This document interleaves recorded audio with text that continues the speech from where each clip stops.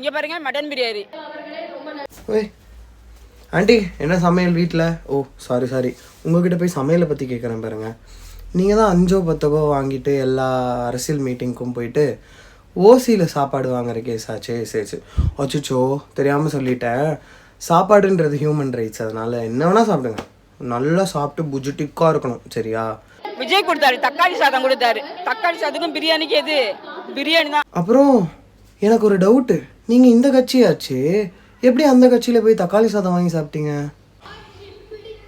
ஏய் நம்ம ஆண்டி சொல்லி கொடுக்குறாங்க. சொல்லுங்க ஆண்டி சொல்லுங்கள் உங்களுக்கும் 5-10 கிடைக்கும் அவங்க சொல்கிற மாதிரி. சரி ஆண்டி போயிட்டு வரேன். அடுத்து வேற ஒரு இடத்துல வேற ஒரு கட்சி சாப்பாடு போடுறாங்க, தயிர் சாதம் தான், ஆனால் நெய்யில் வறுத்து முந்திரி எல்லாம் போடுறாங்க. நல்லா வாங்கி சாப்பிடுங்க. போயிட்டு வரேன் ஆண்டி. அப்புறம் வீட்டில் இருக்கவங்களாம் என்ன சாப்பிடுவாங்க? நீங்கள் இங்கே வந்து சாப்பிட்றீங்க ஓசியில், வீட்டில் இருக்கவங்களாம் என்ன சாப்பிடுவாங்க? அது உங்கள் வீட்டு பிரச்சனை. போயிட்டு வரேன்.